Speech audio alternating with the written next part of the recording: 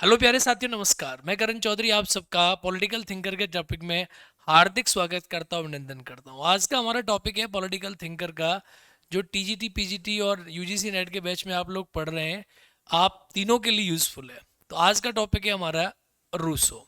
ठीक है, आइए बात करते हैं रूसो के टॉपिक के बारे में कि रूसो वेस्टर्न पॉलिटिकल थॉट में इंपॉर्टेंट टॉपिक है। Man is born free but everywhere is in change. बहुत ज़्यादा अच्छा जो है एक इनका कथन है, जो जनरली आपको सुनने को मिलता होगा, आप लोग सुनते हैं कि man is born free but everywhere he is in change. वो हमेशा चेनों में बंधा हुआ है, वो जंजीरों में जकड़ा हुआ है। इंसान फ्री पैदा होता है पर वो हमेशा जंजीरों में जकड़ा हुआ रहता है। ये इसका स्टेटमेंट है, ये कथन है रूसो का। आइए पढ़ते हैं आज रूसो के बारे में कि क्या नाम है रूसो का पूरा। तो जीन जैक रूसो, आप लोगों ने नाम सुना होगा, बड़ा अच्छा नाम है, जीन जैक रूसो। ये है रूसो महाराज। इनके काफी सारे क्वेश्चन पीजीटी में हमें फंसते नजर आते हैं, काफी सारे क्वेश्चन इनके नेट में फंसते नजर आते हैं। इनकी सामान्य इच्छा, जनरल बिल, इनका समझौते का सिद्धांत, ये सारे ऐसे प्रश्न हैं जो एग्जाम में आपको बार बार परेशान करते हैं। तो ये है जीन जैक रूसो। नाम बड़ा अच्छा है, आप इसी प्रकार से याद करेंगे कि जीन जैक रूसो क्या है और क्या इनके विचार कहते हैं। तो चलिए पढ़ते हैं जैन जी रूसो के बारे में। देखो जी, Jean Jacques Rousseau, Jean Jacques Rousseau, ठीक है। आप हम जल्दी जल्दी से जैड जैड रूसो कहते हैं एक्चुअली, तो उसी नाम से आप याद कर सकते हैं।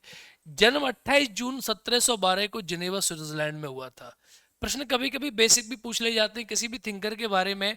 इनके तीन थॉट है जो हमें पढ़ने हैं। एक तो इनकी सामान्य इच्छा क्या है, इनकी जनरल विल क्या है, गुड मॉर्निंग अन्नू, ठीक है। दूसरी चीज क्या है, सामान्य इच्छा के बाद हमें जो इनका कॉन्सेप्ट पढ़ना है, इनका कि राज्य के बारे में क्या सोचते हैं, इनका क्या विचार है, ये हमें इस पे ध्यान देना है। ऐसी कुछ चीजों के बारे में हमें पढ़ना है। सामाजिक समझौता का जो सिद्धांत था, वो सामाजिक समझौते का सिद्धांत क्या था, इसके बारे में हमें पढ़ना है। तो तीन चीजें हैं जो हमें जनरली इसके बारे में डिस्कस करनी है। किसके बारे में? आपके जीन जैक रूसो के बारे में। इनकी मृत्यु 2 जुलाई 1778 को हो गई थी। 1712 में इनका जन्म हुआ था। तो देख लीजिए कितने साल जिए। इनका विचार सामान्य इच्छा, मानव स्वभाव और लोकप्रिय संप्रभुता, तीन इनके बहुत अच्छे कॉन्सेप्ट है। एक तो इनका कॉन्सेप्ट है सामान्य इच्छा का, कि सामान्य इच्छा क्या होती है, what is the general bill. एक तो इसके बारे में हम बात करेंगे कि सामान्य इच्छा क्या है, जनरल बिल क्या है। एक आता है मानव स्वभाव, ह्यूमन नेचर क्या है, मानव स्वभाव कैसा था। एक आता है लोकप्रिय संप्रभुता। तीन इसके मेन इंपॉर्टेंट विचार हैं। Rajesh Kumar, good morning. तीन इसके मेन इंपॉर्टेंट विचार हैं रूसो साहब के। एक तो सामान्य इच्छा कैसे है, आदमी की इच्छा जो होती है, सामान्य इच्छा से आपका क्या मतलब है। हाय श्वेता, गुड मॉर्निंग। और दूसरी चीज है कि एक इनका मानव स्वभाव के बारे में रूसो क्या सोचता था, रूसो के क्या कॉन्सेप्ट थे मानव स्वभाव के बारे में। भाई ओबीएस को प्रेजेंट करो यहाँ पे, ठीक है। और तीसरी चीज है कि रूसो का क्या विचार था लोकप्रिय संप्रभुता के बारे में। तो आज तीनों चीजें डिस्कस करेंगे, यहीं से आपके एग्जाम में प्रश्न भी बनने को मिलेंगे। तो आइए लेट्स डिस्कस। रूसो को राज्य दर्शन का पिता भी कहा जाता है। यानी रूसो जो है वो राज्य दर्शन के पिता हैं, जनक है। यानी स्टेट की जो थ्योरी है ना, स्टेट कैसे बनी, राज्य का दर्शन कैसे आया। फॉर एग्जाम्पल कुछ लोग कहते हैं जैसे लॉक है, हॉब्स है, इनका मानना है कि इनका भी सामाजिक समझौता ही है एक प्रकार से। तो ये लोग भी राज्य दर्शन की बातचीत करते हैं। तो ये लोग भी राज्य दर्शन की बातचीत करते हैं और ये भी राज्य दर्शन की बातचीत करता है। इसको राज्य दर्शन का जनक कहा जाता है, कि राज्य का जो फिलॉसफी है उसका जनक जो है इसको माना जाता है। कॉन्सेप्ट ऑफ समझो, इधर कमेंट करो इस तरफ, ठीक है। इसे राज्य दर्शन का जनक कहा जाता है। बात समझ में आ गई? बहुत बढ़िया। रूसो दार्शनिक क्रांतिकारी विचारों का प्रणेता, शिक्षा शास्त्री, आदर्शवादी और मानवतावादी था। ये चीजें मैं आपको भी डिस्कस करूंगा, तब पता चलेंगी। अभी आप ये समझ रहे हो कि हमें इसके बारे में पढ़ना क्या क्या है। रूसो जो है दार्शनिक विचार रखता था, तो था ही दार्शनिक, तो क्रांतिकारी विचार भी थे इसके, और आदर्शवादी विचार भी थे, मानवतावादी विचार भी थे।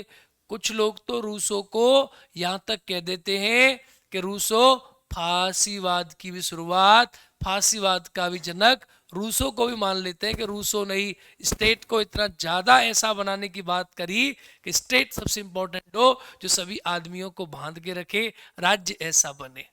Saif Ali Sharma good morning. ठीक है, तो ये इसका कहना है। किसका कहना है? रूसो के विचार हैं, रूसो के बारे में पॉइंट है।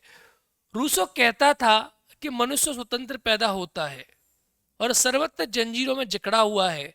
ये स्टेटमेंट बहुत फेमस है, ये कभी कभी पीजीटी एग्जाम में पूछा जाता है या यूजीसी नेट में कि किसका कथन है कि man is born free and everywhere he is in change. ये बड़ा अच्छा स्टेटमेंट है कि इंसान फ्री पैदा होता है, मैन इन बॉर्न फ्री। और थोड़ा इधर करो इसको, man is born free but everywhere he is in change.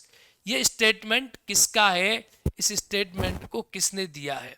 ये कई बार आपके एग्जाम में पूछा जाता है, कई बार इससे अच्छा खासा प्रश्न आपके एग्जाम में बन जाता है। तो आपको अच्छे प्रकार से इसको क्या रखना है, याद करके रखना और इसको समझना है। ठीक है मेरे भाई? अरे हाँ या ना? क्लियर? क्लियर? चलिए, बहुत बहुत बढ़िया, बहुत बढ़िया, बहुत बढ़िया।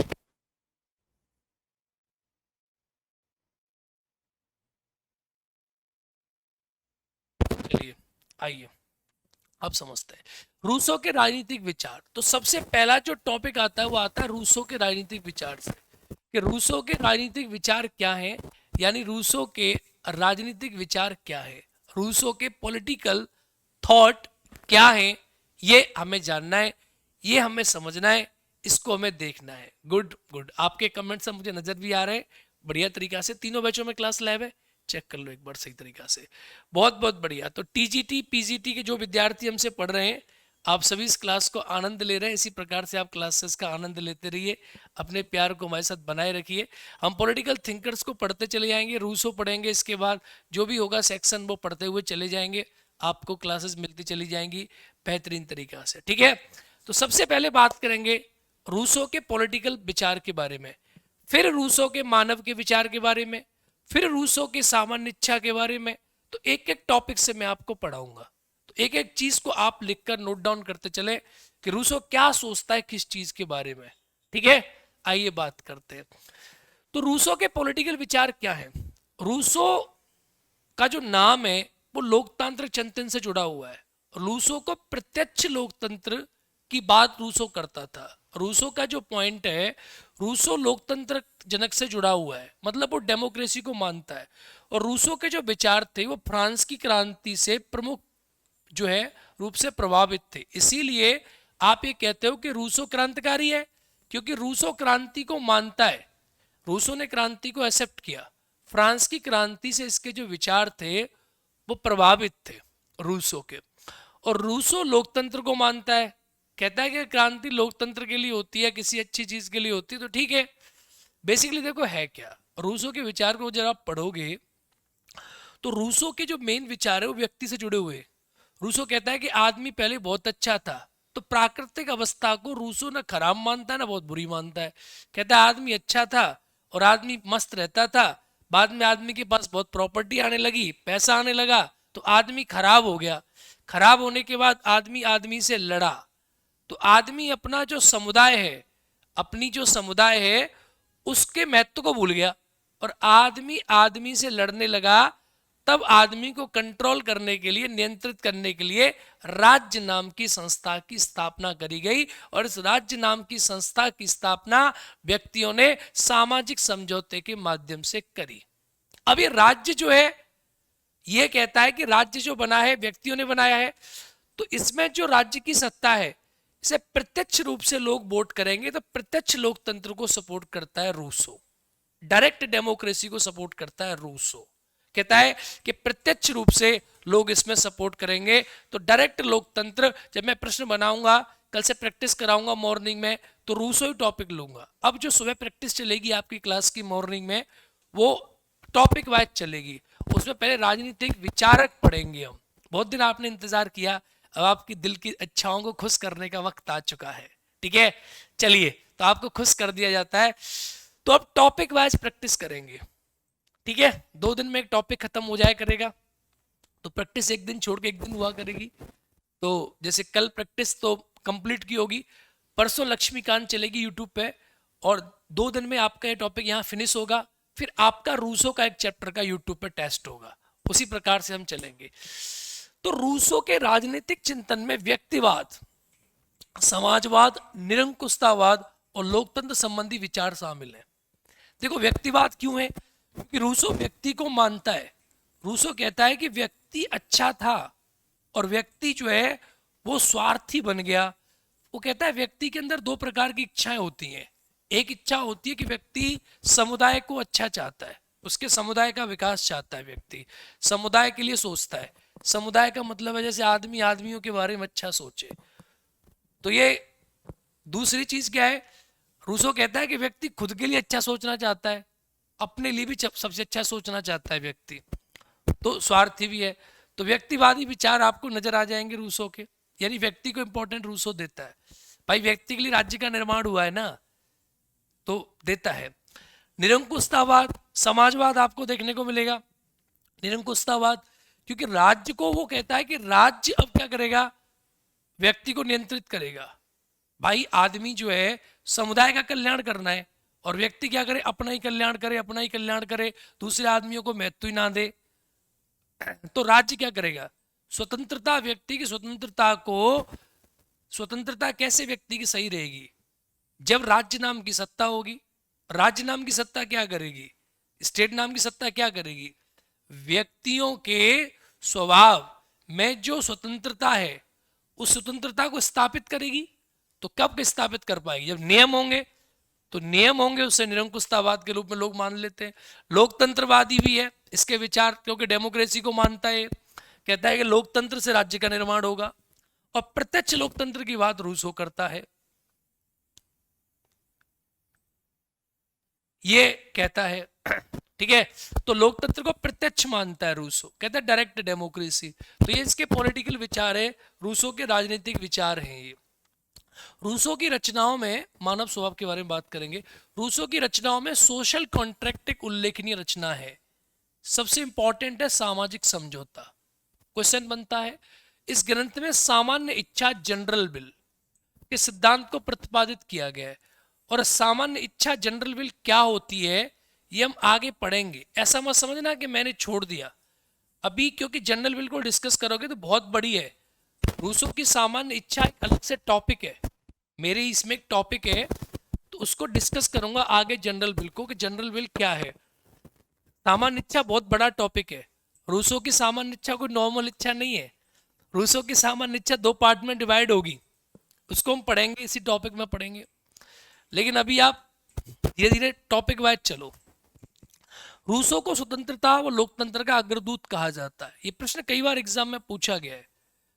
एक तो रूसो राज्य दर्शन का जनक है, कि राज्य का जो दर्शन दिया, और रूसो लोकतंत्र का और स्वतंत्रता का अग्रदूत है, क्योंकि रूसो स्वतंत्रता को महत्व देता है। रूसो कहता है व्यक्ति पहले स्वतंत्र था, वो आज भी स्वतंत्र रहना चाहिए। तो लोकतंत्र क्या होना चाहिए? वो कहता है लोकतंत्र में राज्य बनेगा, लेकिन राज्य नियम बनाएगा। लेकिन जो राज्य के नियम होने चाहिए पनिशेबल नहीं होने चाहिए, दंडात्मक नहीं होना चाहिए। ऐसा कुछ ये कहता है कि व्यक्ति को जो अनुशासन करने के लिए राज्य को बेसिकली स्वतंत्रता को विशेष रूप में ध्यान देना चाहिए। व्यक्ति की स्वतंत्रता को इंपॉर्टेंट मानता है रूसो। और राज्य क्या करेगा? व्यक्ति स्वतंत्रता की रक्षा करेगा। सपोज करो, देखो कैसे, आप समझो रूसो की बात को। आज आप वर्तमान में जाते हो, आप सपोज करो आप गाड़ी चला रहे हो, ठीक है, तो रोड पर आपकी स्वतंत्रता है। तो कब है वो? जब राज्य के नियम में ट्रैफिक वाला खड़ा है, वो कहता है रेड लाइट, इधर वाले निकल जाओ, येलो लाइट, ग्रीन लाइट। आप एक बात सोचो, अगर आप ही जा रहे हैं तो अगर पुलिस वाला आपको निकालता जाए तो बाकी सब रुक जाएंगे, या बाकी सबको निकालता जाए तो आप रुक जाएंगे। तो क्या है? तो नियमों के माध्यम से स्वतंत्रताएं सबकी सुनिश्चित की जाती हैं। तो नियम जो है वो सोशल कॉन्ट्रैक्ट के थ्रू लोगों ने राज्य की स्थापना करके, और राज्य नियमों को क्या करता है? लागू करता है। यहां तक की बात समझ में आ रही है या नहीं आ रही है? इससे स्वतंत्रता जो होती है व्यक्ति की, उसकी रक्षा होती है। इसीलिए स्वतंत्रता और लोकतंत्र का अग्रदूत है रूसो। समझ में आया कि नहीं आया? Comment fast. Are you getting my point और नॉट? समझ में आ रहा है कि नहीं आ रहा है बेटा? समझ में आ रहा है कि नहीं आ रहा है? समझ में आ रहा है? बहुत बढ़िया। जो बाद में इस क्लास को देखें वो कमेंट करते चलना, समझ में आना चाहिए आपके। मानव स्वभाव, ह्यूमन नेचर। देखो, मानव स्वभाव के बारे में रूसो का कहना है कि मानव स्वभाव के संबंध में रूसो के विचार प्लेटो और लॉक के विचारों से प्रभावित है। फॉर एग्जाम्पल, कैसे? आपको मैं प्लेटो पढ़ा चुका हूं। प्लेटो और लॉक दोनों मानव को अच्छा मानते हैं। लॉक भी कहता है कि मानव बहुत अच्छा था, मानव का जो स्वभाव है उसको अच्छा मानता है। प्लेटो और लॉक दोनों मानते हैं अच्छा मानव का स्वभाव मानते हैं, हॉब्स खराब मानता है। तो ये दोनों मानव के स्वभाव को सच्चा और अच्छा मानते हैं। तो मानव स्वभाव के बारे में लॉक, ये जो रूसो है, इसके भी विचार सेम है। ये भी क्या करता है? मानव स्वभाव को अच्छा मानता है।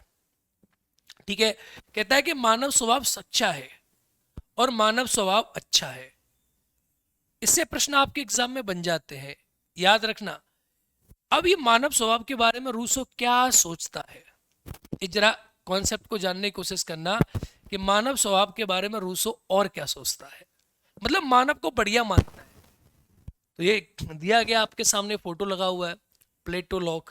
ठीक है, क्या अच्छा मानता है? कहता है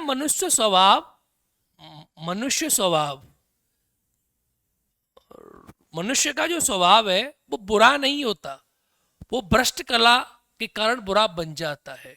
इसका मतलब क्या होता है? रूसो का मानना है कि आदमी जन्म से तो अच्छा होता है। भाई, मानव का स्वभाव प्राकृतिक अवस्था में भी अच्छा था। एक शब्द का प्रयोग किया है इसने, वो हम आगे देखेंगे कि शब्द क्या है, अभी हम देखेंगे आगे वाले स्लाइड में। वो कहता है कि मानव स्वभाव पहले भी अच्छा था, मानव स्वभाव आज भी अच्छा है। जब व्यक्ति पैदा होता है, बच्चा पैदा होता है, तो उसके बीच में मन में दया होती है।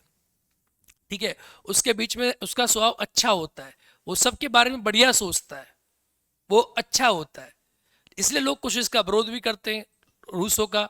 लोग कहते हैं कि मानव स्वभाव अच्छा होता, लोग कहते हैं कि मानव में दो प्रकार की प्रवृत्ति होती है, मानव में दैत्य भी होता है और मानव में भगवान भी होता है। रूसो कहता है नहीं, मानव तो सिर्फ भगवान ही होता है, यानी मानव तो सिर्फ अच्छा ही होता है, मानव कभी खराब नहीं होता। तो संसार में पाए जाने वाले पाप, भ्रष्टाचार, दुष्टता जो भी बनती है, ये कहता है कि ये प्राकृतिक अवस्था में नहीं होती व्यक्ति के में। व्यक्ति अच्छा होता है, जब वो बड़ा होता चला जाता है, उसके पास पैसा आना चला जाता है, या जब सामाजिक संरचना के अंदर आता है, तो वो भ्रष्ट बन जाता है, वो बाद में भ्रष्ट बनता है। फॉर एग्जाम्पल, संसार में पाए जाने वाले पाप, भ्रष्टाचार, दुष्टता, गलत व भ्रष्ट सामाजिक संस्थाएं से ही है। यानी जो सामाजिक संस्थाएं बनी है, परिवार बन गया। ठीक है, अब परिवार में आप व्यक्ति पैदा हुआ, तो परिवार के माध्यम से व्यक्ति भ्रष्ट हो गया। ह्यूमन नेचर हमेशा अच्छा होता है। आपने कभी देखा कि भाई किसी हिंदू के यहाँ, मुस्लिम के यहाँ, सिख के यहाँ, ईसाई के यहाँ, किसी भी परिवार में जो बच्चा पैदा होता है उसे कुछ नहीं पता होता, वो सांप को भी अच्छा समझता है, वो सांप को भी खा जाता है। अभी हमारा सौर्य है वो छोटा सा है, वो उसे कुछ नहीं पता। अब मेरे ऊपर डिपेंड करेगा, मेरे परिवार की संस्कृति पर डिपेंड करेगा, मेरे ऊपर, मेरी पत्नी के ऊपर डिपेंड करेगा। परिवार एक संस्था है कि मैं उसको किस प्रकार से बना रहा हूं। आप समझ रहे हो ना? मैं सौर्य को सिखाता हूँ कि चोरी कर लिया कर, दुकान पे जा, दुकान वाले को पैसे मत देना। ठीक है, या गलती से क्या कर, तू 1 किलो सामान लेने जा, तो 1 किलो सामान में से थोड़ा सा जो है, पेन उठाना, 1 किलो सामान में से तू जो है कोशिश करके थोड़ा ज़्यादा सामान ले ले, किसी के पैसे आ गए तो वापस मत कर, तो क्या होगा? भ्रष्ट बन जाएगा वो। और यही मैं उसे ईमानदारी सिखाऊंगा तो ईमानदार बन जाएगा। कोई आतंकवादी आतंकवादी पैदा होता है? कभी नहीं होता। तो ये रूसों का विचार है। मुझे लगता है कि और कैसे समझोगे आप?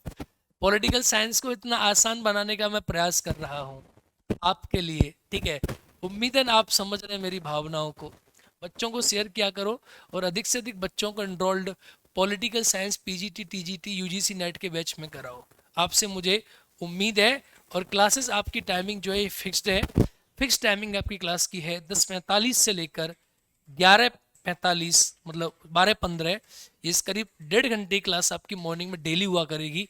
इसमें हम डेली 1.5 घंटे क्लास में बहुत कुछ स्पीड से खत्म करेंगे, ठीक है। तो अब आप बच्चों को जोड़ सकते हो आराम से। अगला टॉपिक क्या है?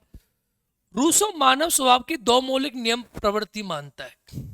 पहला, आत्म प्रेम अथवा आत्मरक्षा की भावना। रूसो कहता है कि जो आदमी का स्वभाव है ना, उसमें आत्म प्रेम है, वो अपनी आत्मा से प्यार करता है, और आत्मरक्षा की भावना, यानी वो कभी मरना नहीं चाहता, वो अपनी रक्षा करना चाहता है। व्यक्ति का स्वभाव होता है कि वो आत्मरक्षा चाहता है, सेल्फ डिफेंस, जिसके अभाव में वो नष्ट हो गया होता। इसका मतलब क्या होता है कि अगर व्यक्ति के आत्मरक्षा का व्यवहार स्वभाव नहीं होता, अगर वो खुद की रक्षा नहीं करता, तो व्यक्ति नष्ट हो गया होता। आप समझो प्राकृतिक अवस्था में व्यक्ति था, शेर भी थे, चीते भी थे, बगर्रे भी थे, तो व्यक्ति कैसे चला?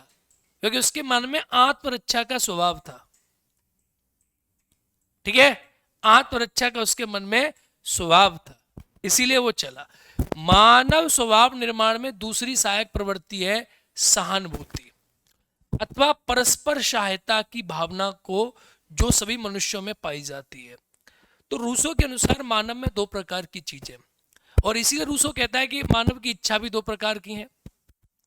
कहता है एक तो व्यक्ति आत्मरक्षा की भावना चाहता है, तो वही स्वार्थी है व्यक्ति, ठीक है। इस सामान्य इच्छा में भी आपको नजर आएगा कि उसका खुद का स्वार्थ। दूसरा है कि मानव स्वभाव जो है उसकी सहायक प्रवृत्ति है कि मानव स्वभाव परस्पर सहायता की भावना उसके अंदर निहित होती है, यानी मानव हमेशा दूसरे का भला करना चाहता है। हर आदमी के अंदर दूसरे की सहायता करने की, दूसरे को अच्छा करने की, ये प्रवृत्ति मानव स्वभाव में पाई जाती है। ये प्रवृत्ति हर मानव स्वभाव में पाई जाती है। आप कह सकते हैं कि every human being has this particular, ये प्रवृत्ति हर मानव स्वभाव में आपको देखने को मिलेगी। तो दो चीजें हैं। इसे यूजीसी नेट में क्वेश्चन कई बार एग्जाम में पूछा गया है। प्रैक्टिस में आप देखोगे कि आत्म प्रेम और मानव स्वभाव की सहायक प्रवृत्ति दो अक्सर आदमी में देखने को मिलती हैं।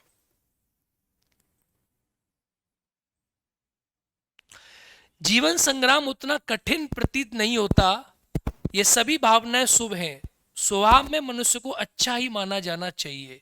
ये रूसो का स्टेटमेंट है। रूसो कहता है कि यार देखो, मानव का स्वभाव अच्छा है। अब ये जो बात है रूसो की, ये हॉब्स के विपरीत है। हॉब्स कहता है नहीं, मानव का स्वभाव बड़ा खराब है। हम पर रूसो को पढ़ना, हम हॉब्स को आगे पढ़ेंगे, तो हॉब्स को समझ लेना। अभी रूसो को जानो आप।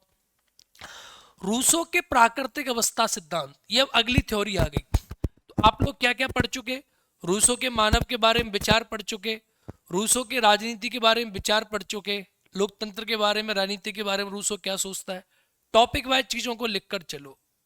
रूसो के क्या विचार हैं राजनीति के बारे में?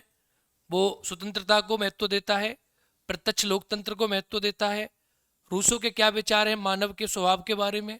रूसो मानव के स्वभाव को अच्छा मानता है, मानव हमेशा अपने समुदाय के लिए अच्छा सोचता है, मानव प्राकृतिक अवस्था में अच्छा था। अब रूसो के प्राकृतिक अवस्था का सिद्धांत, ये तीसरा टॉपिक है। तो ऐसे करके प्रश्न बनते हैं आपके पेपर में, ऐसे करके क्वेश्चन पेपर सेट होता है।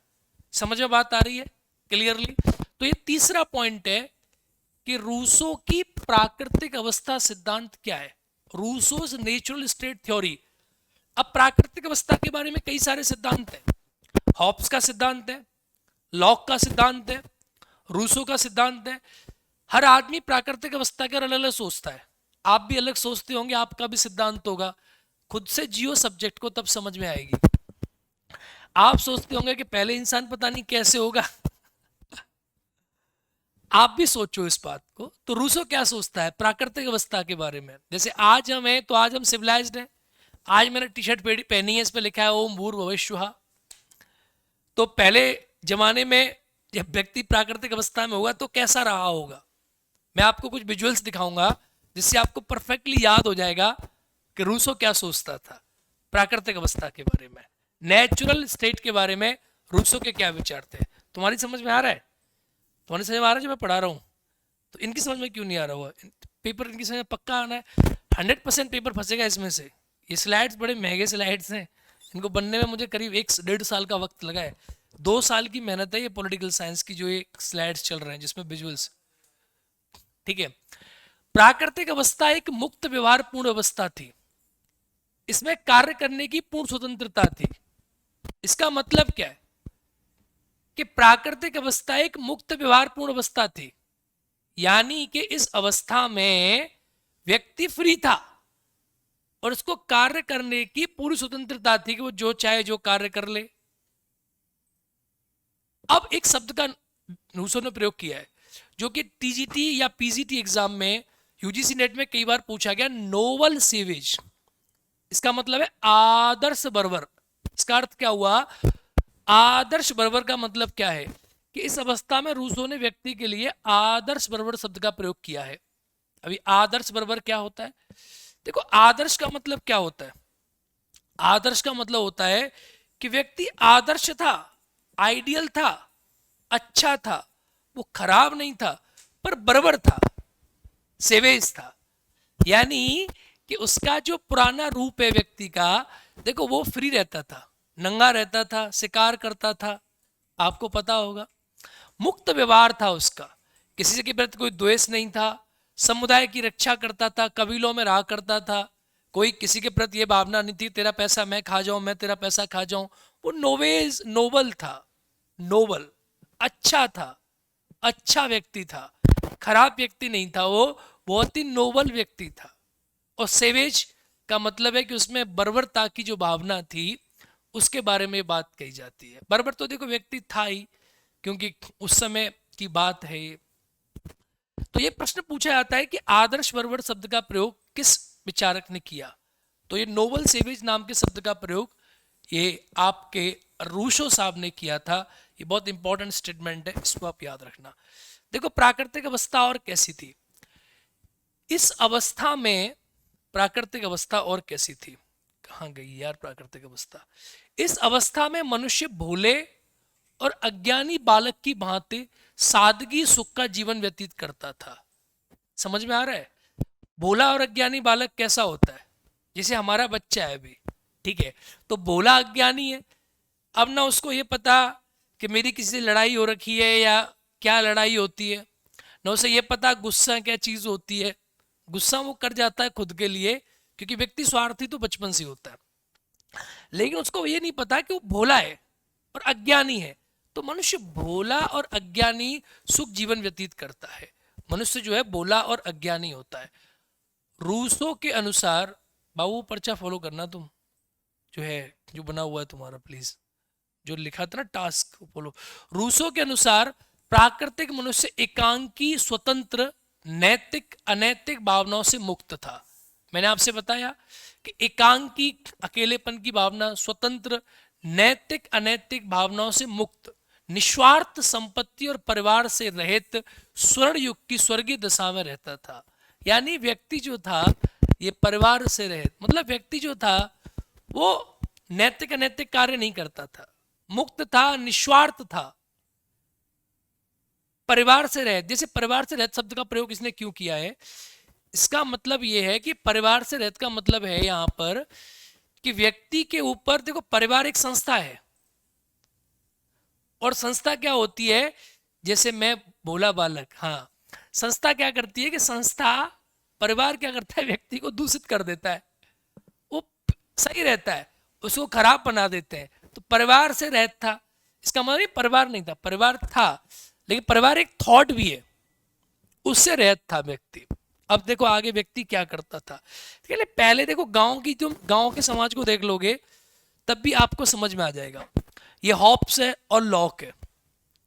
प्राकृतिक अवस्था में हॉब्स और लॉक की तरह रूसो ने सामाजिक समझौते की पूर्व प्राकृतिक अवस्था की परिकल्पना की है।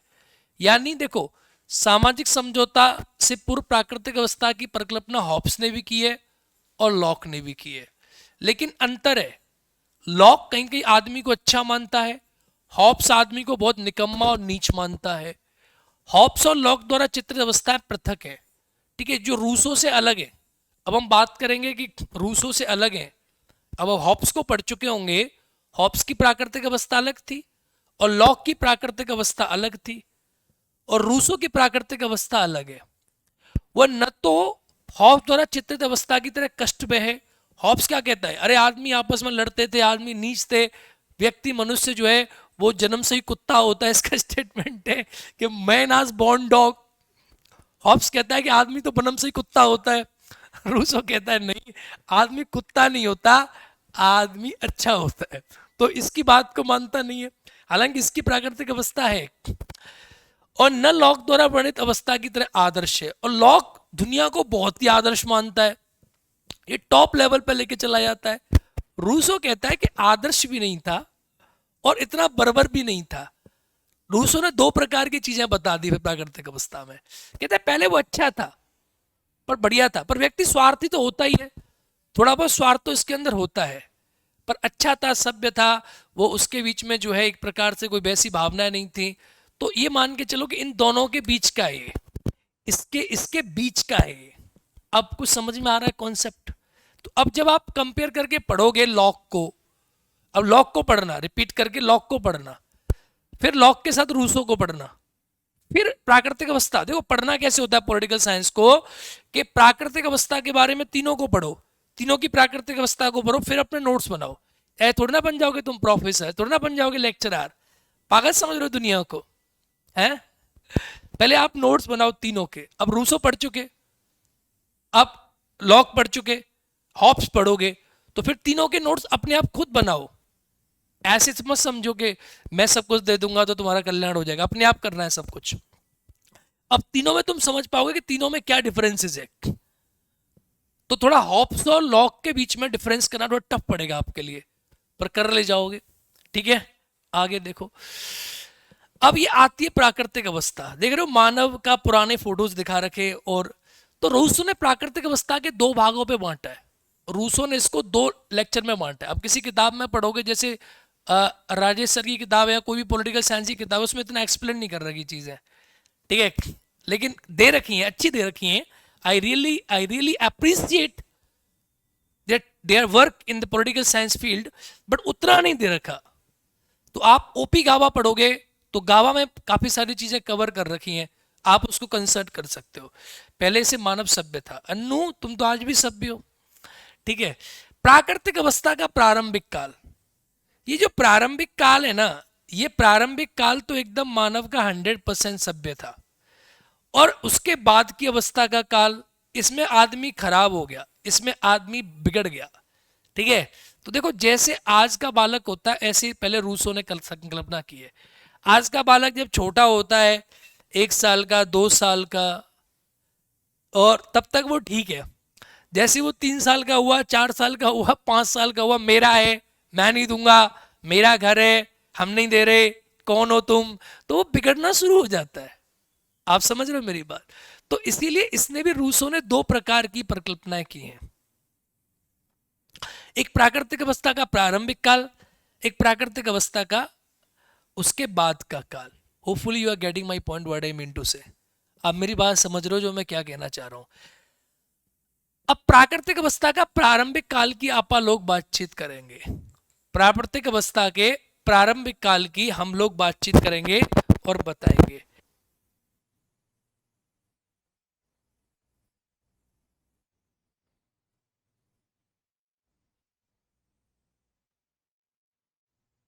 ठीक है, तो प्राकृतिक अवस्था के दो भाग में बांटा है प्राकृतिक अवस्था को। क्लियर? चलिए अब हम पढ़ते हैं पहली वाली अवस्था। प्राकृतिक अवस्था का प्रारंभिक काल क्या था? डिटेल्ड थ्योरी है ये, डिटेल्ड। देखो अब तुम्हें एक चित्र दिखाता हूं, इसको बड़े ध्यान से समझना। देखो ये है प्राकृतिक अवस्था का प्रारंभिक काल। ये विजुअलाइजेशन बड़े मुश्किल से मिले हैं। ये है प्राकृतिक अवस्था का प्रारंभिक काल। ये दिख रहा है आपको? ये प्राकृतिक अवस्था का प्रारंभिक काल है। यार रूसो कहता है कि व्यक्ति की प्राकृतिक अवस्था का प्रारंभिक काल जो था वो ये हुआ करता था। समझ रहे हो? इसमें क्या है, ये हिरण है और ये व्यक्ति है। ये देख रहे हो, हिरण बन के इसका शिकार करना चाह रहा है। तो पहले व्यक्ति शिकारी था। आप समझ रहे हो? देख रहे हो? इससे कुछ विजुअलाइजेशन इफेक्ट आपको समझ में आ रहा है? ये पिक्चर आपको समझा पा रही है क्या क्या चीजें? प्रार्थना सर इंटरनेशनल रिलेशन का, फॉरेन पॉलिसी का ले लिए। बेटा पहली बात तो एक काम करो कि मैं कोई मशीन नहीं हूं। मैं डेली 1.5 घंटा आपको पढ़ाऊंगा, अभी पॉलिटिकल थिंकर चलेंगे। किसी भी बच्चे का कोई कमेंट नहीं आना चाहिए 1% भी। इंटरनेशनल रिलेशन, ये रिलेशन, पहले एक टॉपिक खत्म होगा, सब्जेक्ट खत्म होगी, फिर दूसरी स्टार्ट होगी, फिर तीसरी, फिर चौथी, फिर पांचवी। ठीक है। एक भी कमेंट अन्नू राय या ये कोई गाइडेंस चाहिए तो आप पूछ लीजिए, कौन सी किताब पढ़नी है ये आप पूछ लीजिए, आप खुद मेहनत कीजिए। क्लियर है आज के बाद? एकदम टॉपिक हार्डली। जो और भी बच्चे इसमें नहीं है उनको आज मैं, जो भी पेड कोर्स इनरोल्ड हुए हैं, आज तो मैं माफ कर दे रहा हूं आप लोगों को। लेकिन कल से अगर आप राइट टाइमिंग 10:45 पे क्लास में नहीं आए तो 2 दिन के अंदर आपका एडमिशन क्लोज करके 1 रुपया भी रिफंड नहीं किया जाएगा। क्लियर?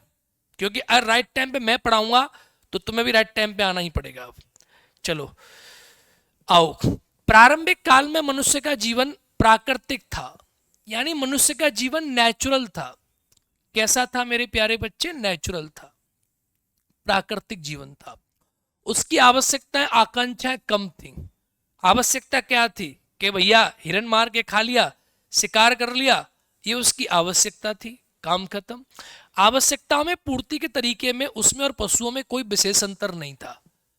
मतलब आदमी, पशुओं में आदमी में कोई डिफरेंस नहीं था। पशु भी शिकार करते हैं, आदमी भी शिकार करता था, और कोई उसकी विशेष आकांक्षा नहीं थी। ठीक है, कोई उसकी विशेष आकांक्षा नहीं थी।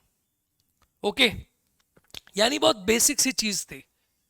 वो शिकार किया, खा लिया, मारा, खा लिया, मारा, खा लिया, मारा, खा लिया, इतनी सी चीज इसकी हुआ करती थी। ये बात आपको जाननी है, ये बात आपको समझनी है। नैसर्गिक प्रवृत्तियों के आधार पर भी वो अपना जीवन संचालित करता था। उसमें अधिकार, कर्तव्य, नैतिकता, अनैतिक की भावना नहीं थी। अब नैसर्गिक प्रवृत्ति क्या होती है? फॉर एग्जाम्पल नेचुरल जो सिचुएशन थी, जैसे क्या होती है, अब शेर तुम्हें मारने आएगा तो तुम शेर को मारोगे। जैसे देखो आदमी शिकार कर रहा है, तो नैसर्गिक का मतलब है नेचर ने जो कंडीशन बना रखी थी। देखो नेचर क्या कहता है, अब भगवान ने हमें पैदा किया तो उसने तो घर नहीं बनाए। उसने तो नहीं कहा कि सीमेंट के घर में रहो, उसने नहीं कहा कि एसी एसी चलेगा तुम्हारे लिए, उसने तो नहीं कहा कि तुम्हारे लिए डिजिटल बोर्ड लगेगा, उसने तो नहीं कहा कि तुम टी शर्ट पहनोगे, चश्मा लगाओगे, अच्छा अच्छा तेल लगाओगे बालों में। नैसर्गिक व्यवस्था थी कि आदमी नंगा भूखा ही पैदा हुआ था। ठीक है, और नंगा भूखे आदमी को 2 चीजों की आवश्यकता होती है, तो उसको खाना मिल जाए बस। बाकी जब नंगा होता है तो वो सोचता है कि मैं कुछ पहन लूं, उसके बाद काम खत्म। तो व्यक्ति की पुरानी अवस्था यही थी। वो पहले नंगा था, फिर उसने, नंगे व्यक्ति ने अपने शिकार के लिए सब इकट्ठे हुए, किसी को मारा और खा लिया। लेकिन उसमें कोई ऐसी प्रवृत्तियां नहीं थी जो जीवन संचालित करना, अधिक कर्तव्यों, नैतिकता, नैतिकता की भावना उसके अंदर नहीं थी। इसमें केवल 2 भावनाएं थी। एक तो आत्मरक्षा, ये क्वेश्चन कई बार पूछा गया है, ये क्वेश्चन कई बार एग्जाम में पूछा यूजीसी नेट ने। एक तो आत्मरक्षा करना चाहता था अपनी, और दूसरी थी दया की भावना। अब तुम बोलोगे कि दया की भावना, ये तो शिकार कर रहे हैं। देखो मनुष्य के अंदर दया की भावना स्वयं के लिए थी। जैसे आप मोगली को देखोगे या पुरानी पिक्चर देखोगे तो आपको क्या देखने को मिलेगा कि आदमी में दया की भावना है, वो स्वयं के लिए आदमी में दया की भावना थी। ठीक है, वो आपको देखने को मिलेगी। सभी लोग समान तथा किसी अन्य मनुष्य के नियंत्रण से मुक्त थे। कोई उनके ऊपर कोई कंट्रोल नहीं था, सभी इक्वल थे। तो ये थी रूसों की प्राकृतिक अवस्था। ये रूसों की प्राकृतिक अवस्था है। रूसो 4 बार पढ़ा है, 3 बार खुद से, 1 बार आपसे पढ़ रहे हैं। अब समझ में आया? जो मुझसे पढ़ रही हो तो नहीं समझ में आया? जब मैं पढ़ा रहा हूं तब समझ में आ रहा है कि पहले जब 3 बार खुद पढ़ा तब समझ में आया है? अब समझ में आ रहा है जब मैं पढ़ा रहा हूं? ठीक है, क्यों जी? चलिए बहुत बढ़िया। आइए अगला, उसके बाद की अवस्था का काल यानी 0 to। उसके बाद की अवस्था का काल यानी कि 0 to। सेक्शन नंबर 2 स्टार्ट हुआ। अब ये प्राइवेट प्रॉपर्टी का काल है। लोगों के मन में निजी संपत्ति की भावना का उदय हुआ और इस काल में मानव की आवश्यकताओं में वृद्धि हुई। अब रूसो ने 2 अवस्थाएं बांट रखी हैं। रूसो कहता है कि दूसरी वाली में क्या हुआ, लोगों के मन में निजी संपत्ति की भावना का उदय हुआ। लोगों ने कहा पैसा पैसा पैसा चाहिए। जब प्राइवेट प्रॉपर्टी की भावना का लोगों के मन में उदय हुआ तो अब क्या होगा? अब ये होगा कि लोगों ने भैया प्राइवेट प्रॉपर्टी इकट्ठी करी। जब प्राइवेट प्रॉपर्टी लोग इकट्ठा करते हैं तो उनके मन में क्या आता है कि द्वेष की भावनाएं आती हैं कि मेरे पास ज्यादा प्रॉपर्टी होनी चाहिए, उसके पास कम प्रॉपर्टी होनी चाहिए, मैं ज्यादा धन कमाऊंगा, वो कम धन कमाएगा। लोग क्या करते हैं, फिर गलत काम का प्रयोग करना पड़ता है, आदमी भ्रष्ट हो जाता है। तो रूसो ने कहा है कि प्राकृतिक अवस्था का जो पूर्व का काल था वो बहुत अच्छा था, लेकिन जो उसके बाद की अवस्था थी वो खराब होती चली गई, वो बेकार होती चली गई। ठीक है, थैंक यू प्रार्थना। जो दूसरी अवस्था थी वो कैसी होती चली गई? वो खराब होती चली गई, वो बेकार होती चली गई, वो बेकार खराब होती चली गई। तो ये कहा इस काल में मानव की अवस्था में वृद्धि हुई। ठीक है, यानी मानव की आवश्यकताओं में वृद्धि हुई। अब आवश्यकताएं बढ़ती हैं तो व्यक्ति का क्या करता है? करप्शन बढ़ता है। व्यक्ति रिसोर्सेज को ज्यादा इकट्ठे करता है और करप्शन जो है वो ज्यादा बढ़ने की शुरुआत हो जाती है।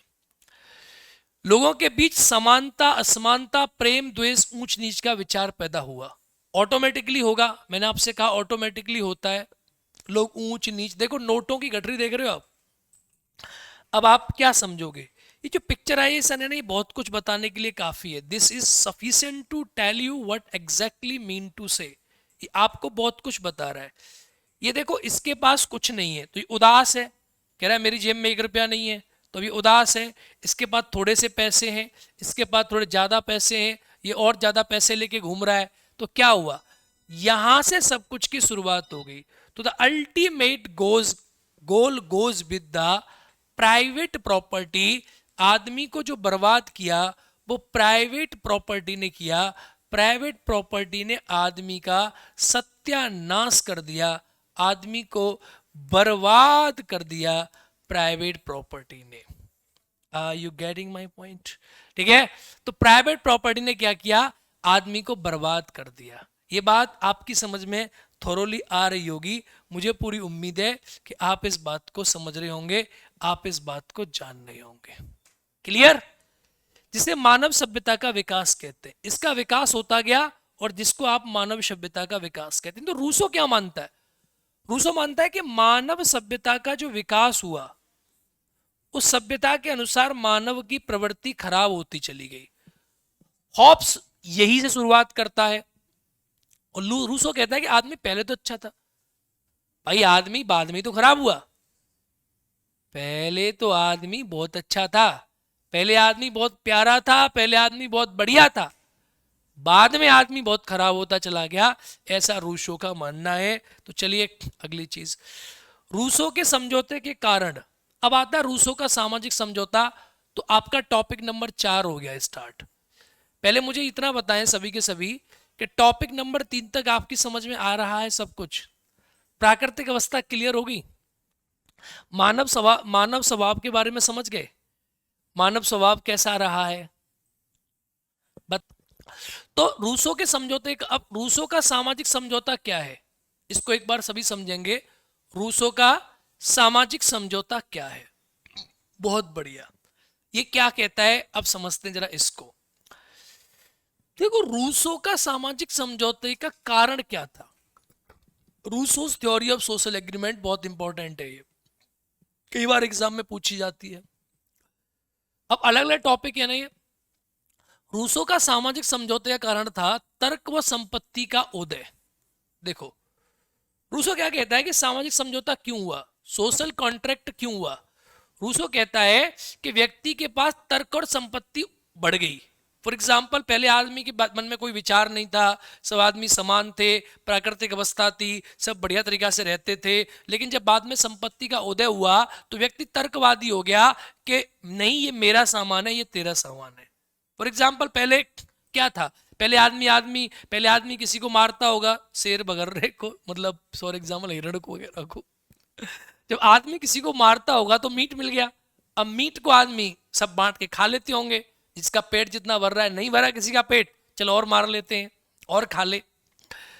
बाद में आदमी के मन में विचार आया होगा कि नहीं ये तो मैंने मारा है, ये तो मेरा है, इसको तो मैं रखूंगा, तू अपना अलग से मार, ये मेरी संपत्ति है, ये जगह है। ये पहले क्या था? पहले सब इकट्ठे रहते थे, बाद में व्यक्ति ने बोला कि नहीं ये मेरा घर है, ये जगह मैंने घेरी है, तो ये मेरा परिवार है, ये मेरी जगह है। तो व्यक्ति में क्या आया? तर्क आया, तर्क, और उसकी संपत्ति का उदय हुआ। अब तर्क और संपत्ति का जब उदय होगा तो हर आदमी में तर्क और संपत्ति का उदय हुआ होगा। हर आदमी जो है कहता होगा कि भाई ये मेरा है, ये तेरा है। पहले आदमी कैसे रहते होंगे? पहले आदमी खुले में रहते थे, मस्त तरीका से रहते थे, कोई समस्या ही नहीं थी। आपने गांव के क्षेत्र भी देखे होंगे। ये तो प्राकृतिक अवस्था की बात कर रहा है, मैं तो आज की प्राकृतिक अवस्था की बात कर रहा हूं। आज से 50 साल पहले की इंडिया में चले जाओ आप, मैं कह रहा हूं आज से 20 साल पहले की इंडिया में चले जाओ आप। 20 से 25 साल पहले की जो इंडिया थी, जब हम लोग छोटे हुआ करते थे, तो हमारे पापा चाचा या बगल वाले पड़ोसी अड़ोसियों में उतनी टेंशन नहीं थी जमीन को लेकर कि ये बाउंड्री यहीं लगेगी, इधर ही थोड़ी बहुत, इधर नीचे आगे पीछे नहीं हो सकती। तर्क हुआ कर, ये इतनी चीजें नहीं थी। हम किसी घर भी खाना खा लेते थे, हम किसी घर भी चले जाते थे। आज मैं देख रहा हूं कि हमारे जो चाचाओं के बच्चे हैं, जो जो हमारे परिवार के और सदस्य हैं, जो छोटे बच्चे हैं, आज उनके अंदर बड़ा तर्कवाद है यार, उनके अंदर बड़ा व्यक्तिवाद है, बड़ी संपत्ति का है वाद है उनके अंदर। ये आप हमारे यहाँ नहीं आए, तर्क है उनके अंदर। तो तर्क और संपत्ति के उदय से प्राकृतिक अवस्था की सुख शांति समाप्त हो गई। और जब प्राकृतिक अवस्था की सुख शांति समाप्त हो गई, तब किसी ऐसी संस्था की आवश्यकता महसूस हुई जो व्यक्ति को सभी व्यक्तियों के हितों को साध सके।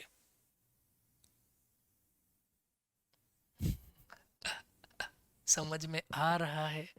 बोलो हाँ या ना। आज बड़े खुश होंगे वैसे पॉलिटिकल साइंस वाले, क्या अर्पित है? कला और विज्ञान, निजी संपत्ति, श्रम विभाजन, जनसंख्या में वृद्धि से सभ्य समाज की स्थापना हुई, जिससे मनुष्यों की प्राकृतिक समानता, स्वतंत्रता लुप्त हो गई। अब देखो इसका मतलब क्या है? सभ्य समाज का मतलब समझ रहे हो? प्राकृतिक अवस्था में आदमी कैसा था? मैंने बताया आपको, एक नोवल, ठीक है। लेकिन अब सभ्य समाज बनी।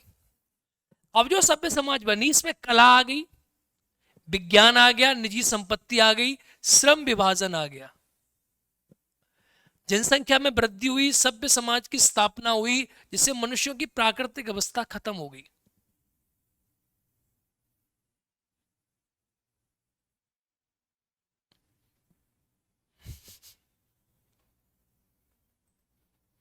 क्लियर? खत्म हो गई। आर्थिक प्रतिस्पर्धा के कारण मनुष्यों में ईर्ष्या, द्वेष के संबंध स्थापित हो गए, प्राकृतिक अवस्था कष्टकारी हो गई। ये तो होनी थी। जब आर्थिक अवस्था, आर्थिक प्रतिस्पर्धा होगी तो क्या होगा? मनुष्यों में ईर्ष्या द्वेष आ जाएगा। देखो, आप ना सब्जेक्ट को रिलेट करो, अपने घर से जोड़ो। अपने घर से जोड़ोगे तो क्या है यार, प्राकृतिक अवस्था ऐसी थी, रूसो कहता है। आजकल क्या हो रहा है आपके परिवार में? देखो कि जब आर्थिक प्रतिस्पर्धा बढ़ी तो ईर्ष्या आ गया, द्वेष आ गया, ठीक है। मतलब अब मम्मी कहती है कि उसके पास नहीं जाना, वो तो ज्यादा वो बनते हैं, या पापा कहते हैं, या फिर भाई, मतलब यू आर गेटिंग, मेरी भावनाओं को समझो जो मैं कहना चाह रहा हूं आपसे, कि प्राकृतिक अवस्था और वर्तमान अवस्था में अंतर है। तो रूसो की प्राकृतिक अवस्था डिफरेंट थी और वर्तमान की प्राकृतिक अवस्था डिफरेंट है, ठीक है। कष्टकारी होगी। रूसो कहता है कि समस्या एक ऐसा संगठन बनाने की है जो पूर्ण सम्मिलित शक्ति से व्यक्ति और उसकी साथियों के हितों की रक्षा करे। अब आप एक बात समझो, एक कॉन्सेप्ट समझने की कोशिश करना। जब प्रतिस्पर्धा ज्यादा हो जाएगी तो आदमी सोचेगा मैं ये पैसा कमा लूं, मैं ये पैसा कमा लूं। आप एक बात सोचो, अगर कोई हमारे देश में राज्य नाम की संस्था नहीं होती और जमीन खुली पड़ी थी, तो हर आदमी सोचता यहां मैं कब्जा कर लूं, या मैं कब्जा कर लूं, या मैं कब्जा कर लूं, या मैं कब्जा कर लूं। हर कोई सोचेगा ये मैं हड़प लूं, ये मैं हड़प लूं, ये मैं हड़प लूं। तो समस्या ये पैदा हुई कि ऐसा कोई संगठन बने जो व्यक्ति और उसके साथियों के हितों की रक्षा करे। फॉर एग्जाम्पल, फिर तो जो पावरफुल होगा, मोटर बंद कर देना एक बार, मोटर बंद कर दे। जो पावरफुल होगा वो सब कुछ ले लेगा,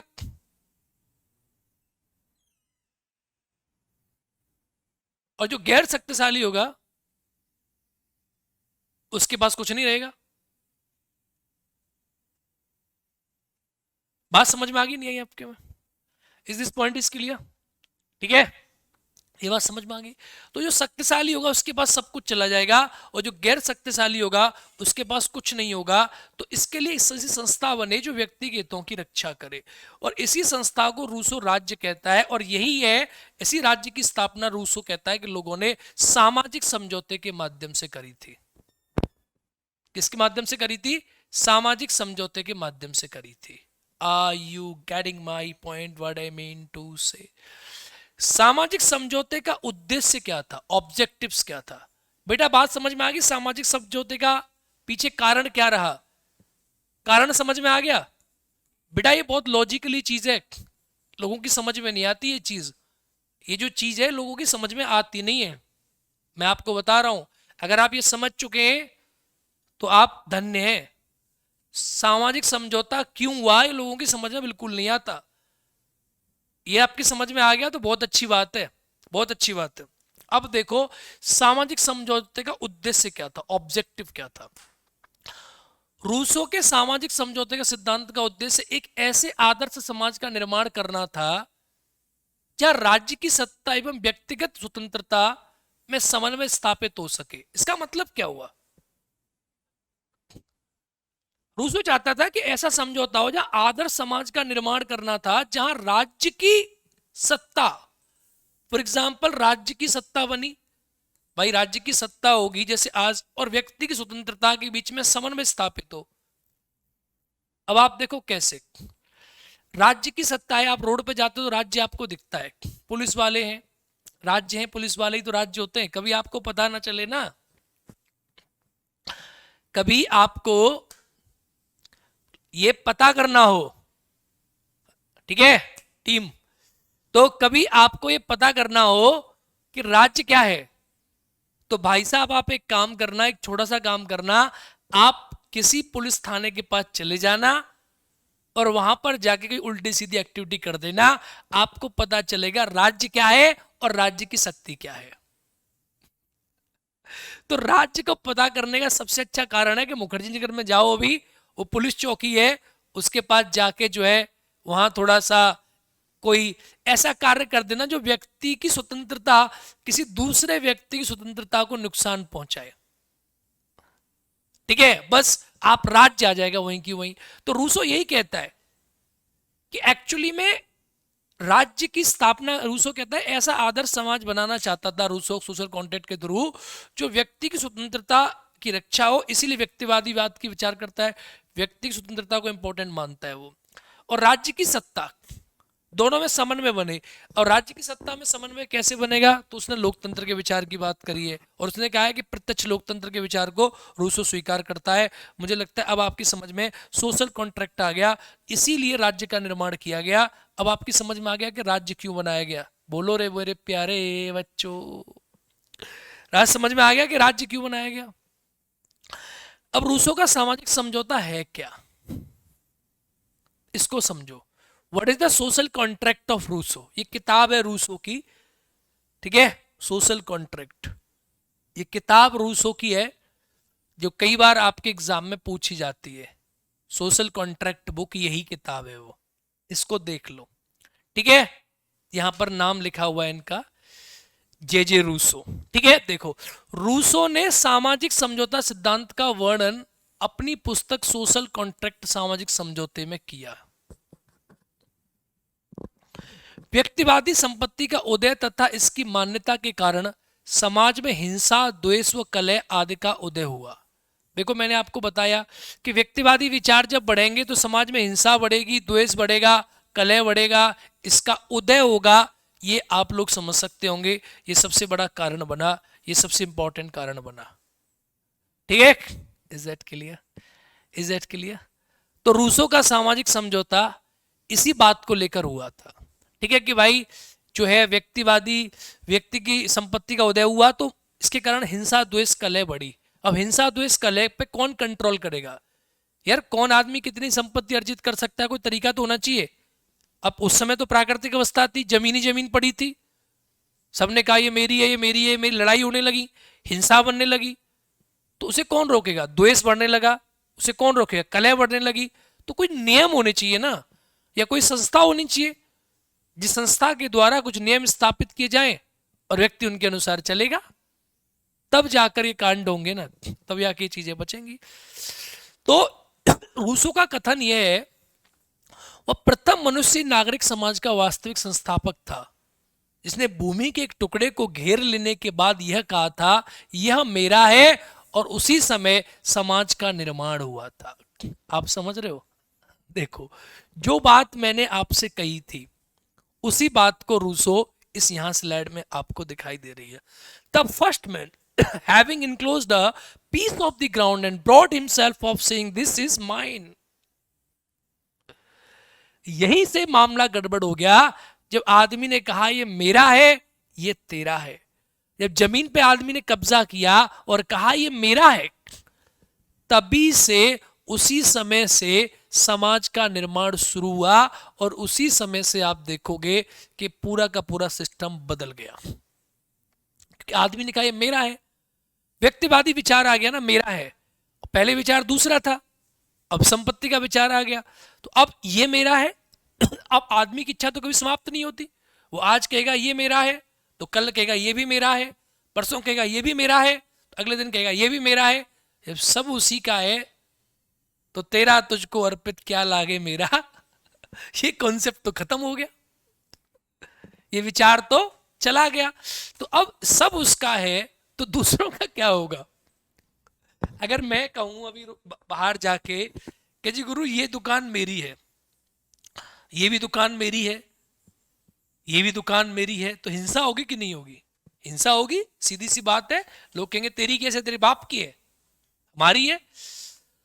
हॉब्स लॉक ने राज्य की उत्पत्ति के कारण सामाजिक समझौते को माना है।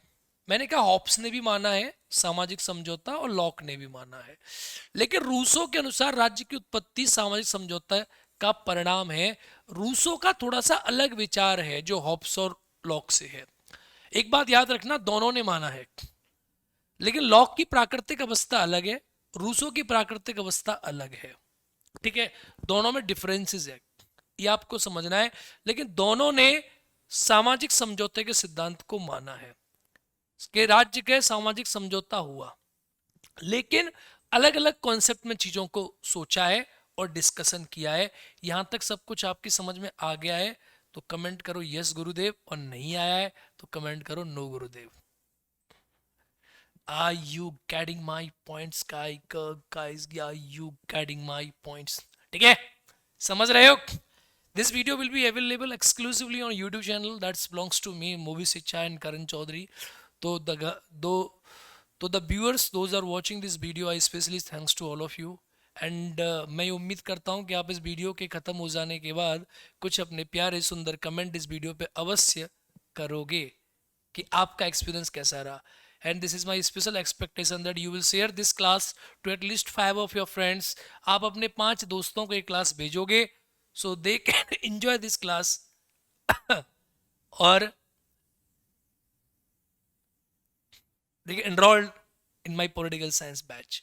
तभी मज़ा आता है जब व्यक्तिवादी सोच है ना, मेरी भी धन आना चाहिए, क्योंकि आज वर्तमान समय में धन का बड़ा महत्व है। तो अब मेरी सोच कैसी है वो अलग है, पहले रूसों की सोच देखो, क्योंकि मैं तो मुझे लगता है पॉलिटिकल थिंकर जब पढ़ाते हैं तो अपनी सोच भूल जाते हैं कि मैं क्या सोचता हूँ। कभी तो रूसो बन जाता हूं मैं, कभी लॉक बन जाता हूं, कभी हॉब्स बनना पड़ता है। ठीक है, अलग अलग विचारों को सोचना पड़ता है। कहीं मन करता है प्लेटो बन जाओ, कहीं मन करता है अरस्तु ही ठीक था, कहीं मन करता है सबके बाप बन जाओ, सुकरात ही सही थे, ना कुछ आता ना जाता पर सब आता है, सब आता है, बाबा बन जाओ। ठीक है, तो it depends on the thoughts, it depends on the perception what actually you are having. So आप जब भी किसी थिंकर को पढ़ो, just think according to the thinker, विचारक के अनुसार विचार सोचो, तब आप समझ पाओगे चीजों को। ठीक है ना? चलो, तुम्हारी समस्या पता ये थी कि करण चौधरी पॉलिटिकल साइंस स्टार्ट नहीं कर रहा। समस्या मेरे जो विद्यार्थी उनको यही है कि स्टार्ट, मेरी समस्या समय की है, वक्त की है, लेकिन ये वक्त मैंने निकाल के सेट कर दिया है। इस वक्त पे आपकी क्लास चलती रहा करेगी, शेड्यूल सेट रहेगा, वो आपको पहले ही लगा हुआ मिल जाया करेगा। तो इस शेड्यूल पे आप क्लास को एंजॉय कर सकते हैं। बाकी चैप्टर धीरे धीरे धीरे धीरे हम फिनिश करते चले जाएंगे। ठीक है बेटा, चलिए आगे बढ़ते हैं अब। तो रूसो का मूल प्रयास व्यक्ति की स्वतंत्रता राज्य की सत्ता के बीच उचित सामंजस्य स्थापित करना था, मैं आपको पढ़ा चुका। व्यक्ति को पूर्ण सुरक्षा और स्वतंत्रता प्रदान करने के लिए रूसो सामाजिक समझौता प्रस्तुत करता है कि व्यक्ति को पूर्ण स्वतंत्रता मिले, यानी व्यक्ति को स्वतंत्रता मिलनी चाहिए, व्यक्ति को लिबर्टी मिले। ऐसा नहीं कि राज्य ऐसा बना दिया, स्वतंत्रता को भींच दिया। तो व्यक्ति, रूसो कहता है राज्य हो लेकिन व्यक्ति स्वतंत्रता के लिए हो, और जो व्यक्ति नियमों में नहीं रहेगा उसको राज्य क्या करेगा, आउट कर देगा। फिर तो यहां रूसो का फांसीवादी विचार आ जाता है। ठीक है, फिर कहता है कि राज्य ऐसा कंट्रोल मारेगा कि 2 मिनट में लाइन में ले आएगा उसको। ठीक है, ये है पॉइंट। फिर राज्य को ज्यादा महत्व देता है फिर रूसो। ठीक है, समझ में आ गई बात, नहीं आई?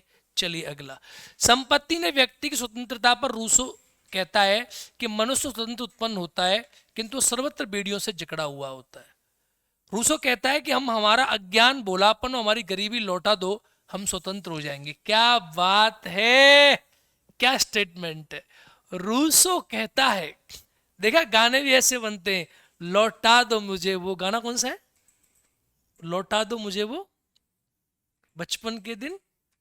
क्या रूसो कहता है कि हमारा अज्ञान, भोलापन, हमारी गरीबी हमें लौटा दो, हम स्वतंत्र हो जाएंगे। रूसो ने कहा है हमारा अज्ञान, हमारा भोलापन, हमारी गरीबी हमें लौटा दो, हम स्वतंत्र हो जाएंगे।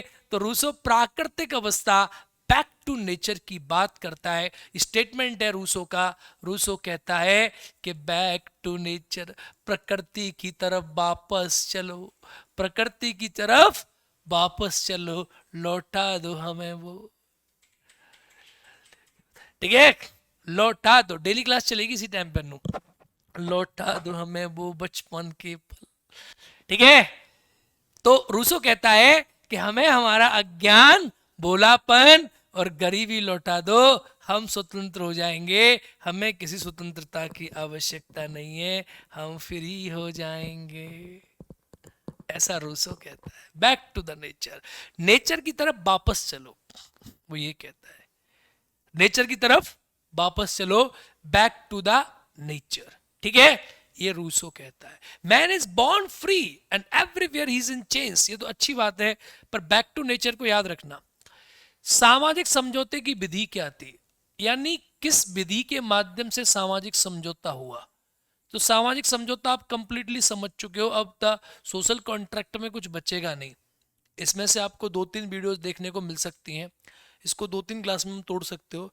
सामाजिक समझौता, ठीक है, तो ये आपको देखने को मिल जाएगा। चलिए, रूसो के अनुसार समझौते के 2 पक्ष होते हैं, व्यक्ति और समुदाय।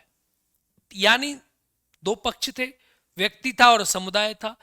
रूसो के शब्दों में प्रत्येक व्यक्ति दूसरे के साथ अपने व्यक्तित्व और अपनी संपूर्ण शक्ति को सामान्य इच्छा के सर्वोच्च निर्देशन देता है। इसका मतलब समझो, सामाजिक समझौते की विधि क्या थी आपको मैं समझाता हूं, मेरी तरफ ध्यान दो, इसका तरीका क्या था।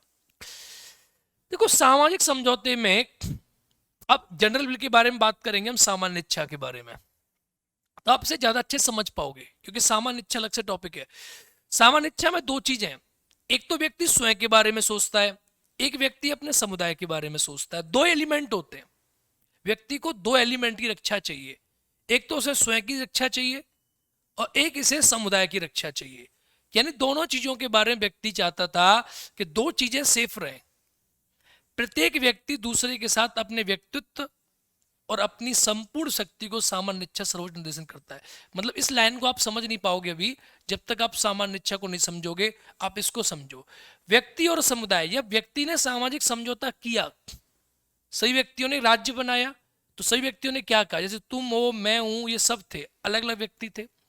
अब अलग अलग व्यक्ति थे तो व्यक्तियों ने जब सामाजिक समझौता किया, अब समझना, यहां समझना, सपोज करो इसमें क्या, ये मान के चलो ए है, ये मान के चलो बी है, ये मान के चलो सी है, ये मान के चलो डी है, ये मान के चलो ई है, ये एफ है, ये सब अलग अलग हैं, अलग अलग है।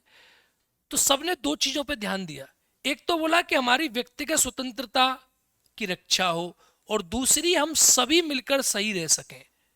इसलिए सबने मिलकर आपस में सामाजिक समझौता किया, सोशल एग्रीमेंट करके राज्य नाम की सत्ता को संपूर्ण शक्ति दे दी। कहा कि तुम जो है हमारे ऊपर अब पावर राज्य करो, राज करो, शासन करो, लेकिन व्यक्ति की स्वतंत्रता और समुदाय की स्वतंत्रता का आपको ध्यान रखना होगा। तो दो इसके इंपॉर्टेंट एस्पेक्ट थे, मेरी नींद और चैन लौटा दो, था ना एक गाना, क्या गाना था वो, लौटा दो है। गुड।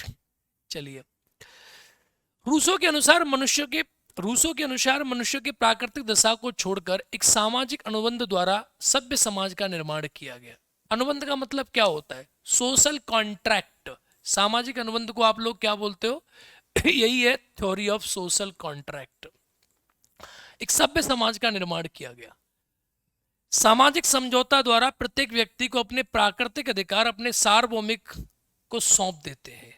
सोशल कॉन्ट्रैक्ट के अकॉर्डिंग क्या होता है कि सभी व्यक्ति, मैंने समझाया ना अभी आपको, सभी ABCD, राजू पिन्नू बिट्टू टिंकू चिंटू मिंटू टूटू पीटू सीटू डीटू गीटू बीटू ठेंगू चिंदू छेदी, सब सब क्या करते हैं? अपने प्राकृतिक अधिकार सार्वभौमिक को सौंप देते हैं, और वो सार्वभौमिक कौन बनेगा? वही राज्य बनेगा। रूसो ने समझौते को स्थायी व प्रभावशाली बनाने के लिए शर्त उल्लेखित है कि जो भी लोकमत की अवज्ञा करेगा, लोकमत का मतलब समझते हो कि जो राज्य बन गया, अब सब लोगों ने मिलकर अपनी शक्ति राज्य को सौंपी है, तो लोकमत हो गया, जनता का मत हो गया, उसे सभी नागरिक समाज द्वारा आज्ञा मानने के लिए बाध्य किया जाएगा। यही जो स्टेटमेंट है, अब जो बच्चे गहराई में पढ़ाई करते हैं, या जो ऑलरेडी बच्चे मुझसे सेलेक्ट होकर निकल रहे हैं, जो ऑलरेडी लेक्चरर बन चुके हैं, वो इस बात को समझेंगे कि कुछ लोग रूसो को फांसीवादी कहते हैं। कहते हैं कि जो थ्योरी ऑफ रूसो वो फांसीवादी विचारक है। कुछ लोग कहते हैं कि रूसो फांसीवादी बात करता है। वो कब करता है? वो ये कहता है कि लोकमत की अवज्ञा, जब सब लोगों ने मिलकर बोल दिया कि हमारा ये नियम है, इसके अकॉर्डिंग रहना है, तो अगर तुम उसकी अवज्ञा करोगे, जब लोकमत की अवज्ञा करोगे, तो आप नागरिक समाज द्वारा आज्ञा मानने के लिए बाध्य किया जाएगा। और नागरिक समाज क्या है? तो राज्य है। इसीलिए रूसो के विचारों में फांसीवाद, निरंकुशतावाद नजर आता है। अब तुम्हें समझ आ रहा होगा कि जब मैंने पहले बताया था कि रूसो के वाद को निरंकुशतावादीवाद क्यों कहते हैं। Concept clear to class clear? मजा आया? ऐसी मजे लो बस तुम जिंदगी के। आया मजा?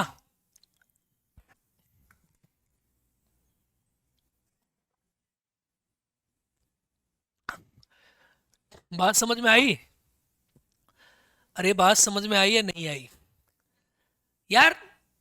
मजा मजा बोला करो, मजा आया सर, मजा आया, मजा आ गया सर, मजा आ गया। ठीक है, ऐसे बता दो तो फील आता है। John Locke, western political thought. मजा आया?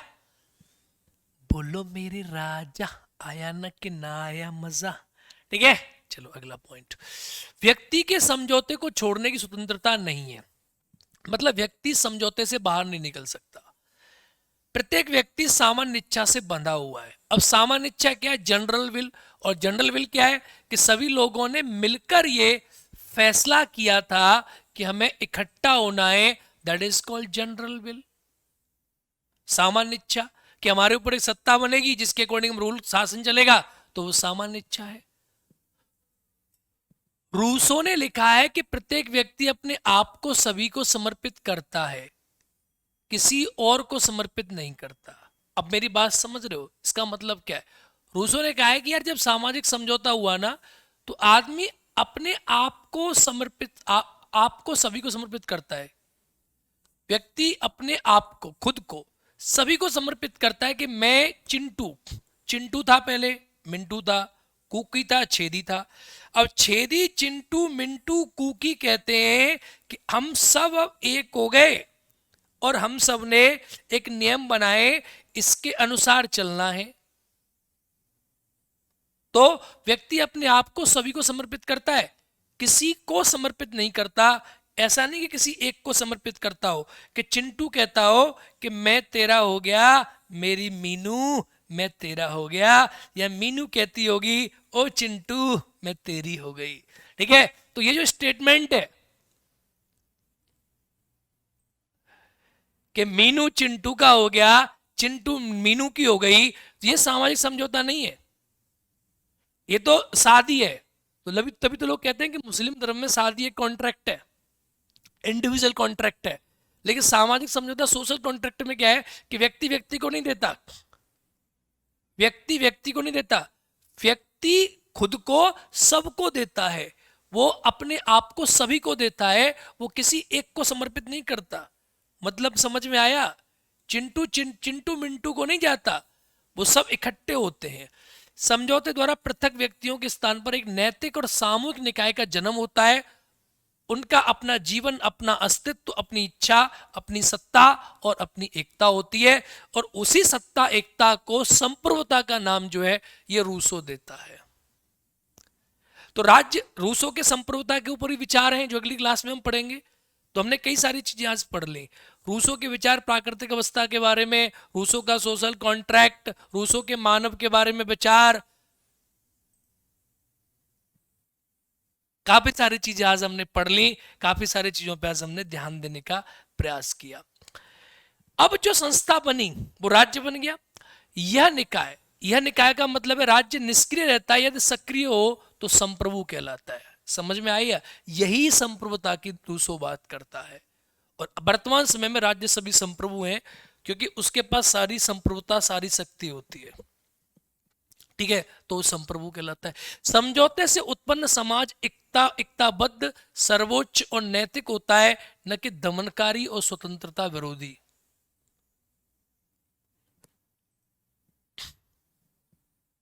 ठीक है, देखो इसका मतलब क्या हुआ। समझौते से उत्पन्न समाज है वो एकतावाद, सर्वोच्च नैतिक होता है, दमनकारी नहीं होता। तो ये क्या बात है? अब जो लोग कहते हैं कि रूसो में फांसीवाद है, तो यहां नजर आता है कि रूसो फांसीवादी बात तो नहीं करता, रूसो दमनकारी स्वतंत्रता विरोधी की बात तो करता ही नहीं है। रूसो कहता है स्वतंत्रता होनी चाहिए, लेकिन लोगों को ऐसा लगता है कि रूसो कहीं कहीं फांसीवादी हो जाता है। रूसो कहता है कि देखो राज्य जो होना चाहिए वो स्वतंत्रता को, व्यक्ति की को ध्यान में दे, दमनकारी नहीं होना चाहिए राज्य। तो राज्य व्यक्ति की स्वतंत्रता के महत्व की बात रूसो करता है।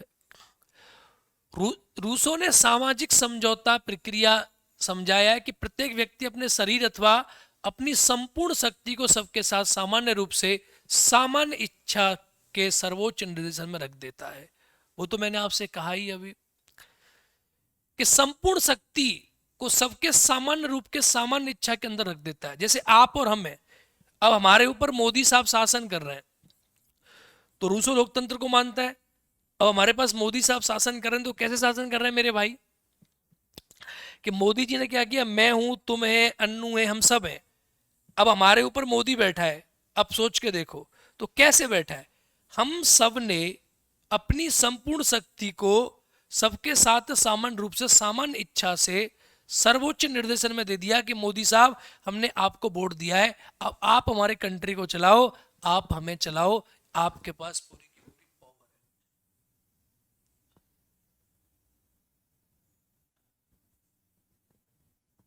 है। यार वो लेके आओ एक, मेरे ना यहाँ पे दर्द होता है, इस ये प्रेस करता है ना तो मेरी नसों में दर्द होता है, और पढ़ाता हूँ 8-9 घंटे, तो इसमें तो कम, लेकिन मेरे लिए वो लेके आओ लैपल मैग ना, जिससे ये दर्द ना हो।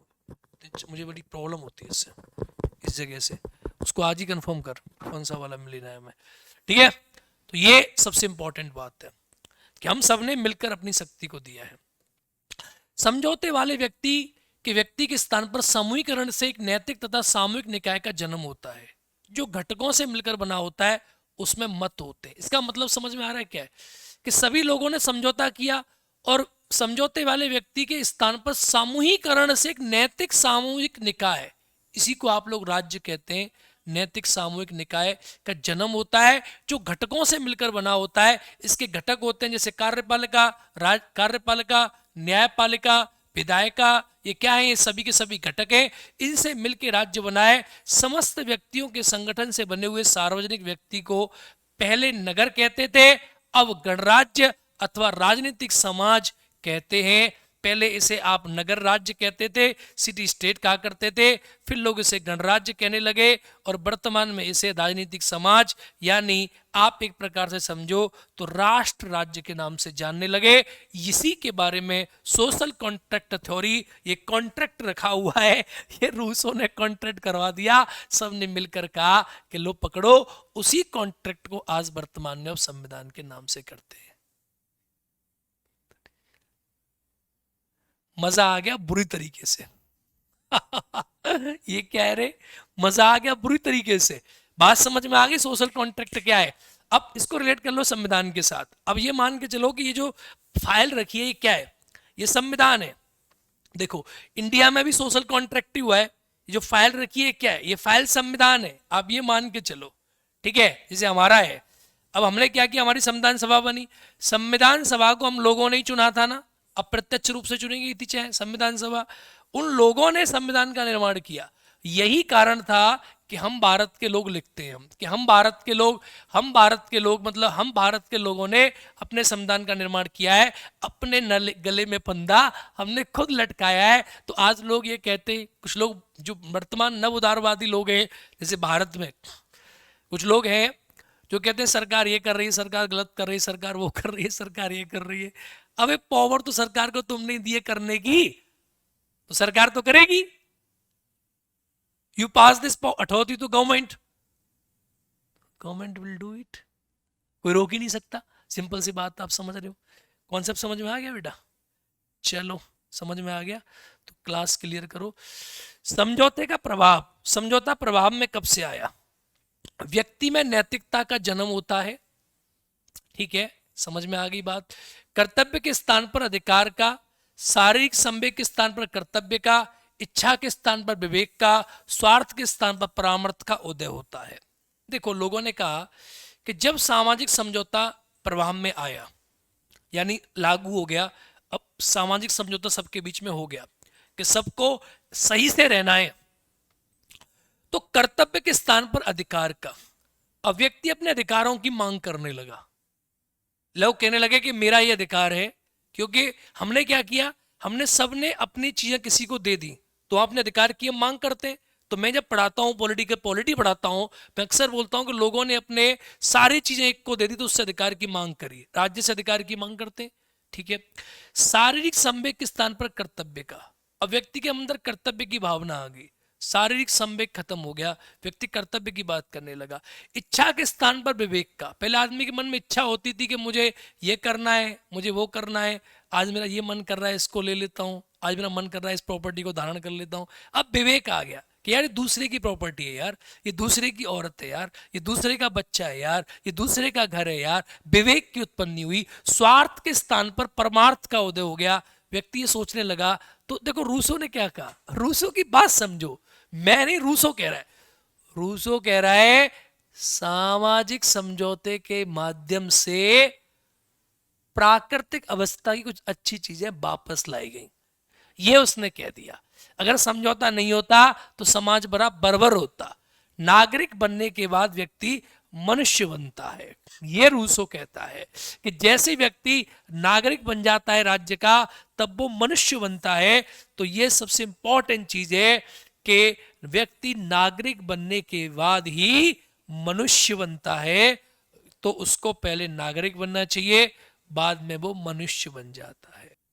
ये समझौते की विशेषताओं से आगे का जो टॉपिक है इसको हम कल पढ़ेंगे, ठीक है।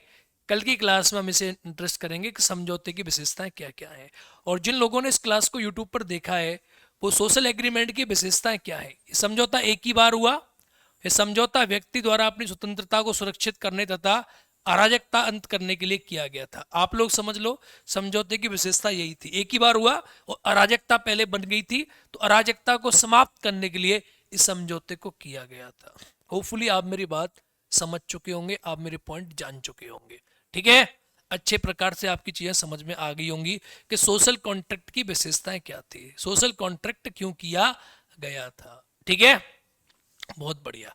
तो आप सभी साथी जो यूट्यूब पर क्लास देख रहे हैं, बाद में आप इससे आगे पेड बैच में क्लास कंटिन्यू होगी, और आप जो पेड बैच में देख रहे हैं इससे आगे का क्लास आपकी चलेगी कल 10:45 टाइमिंग है ना भाई, है 10:45 पे क्लास आपकी लाइव हो जाएगी। ठीक है, करेक्ट टाइमिंग पे आप लोग आ जाना। बाय, जय हिंद, नमस्कार प्यारे साथियों।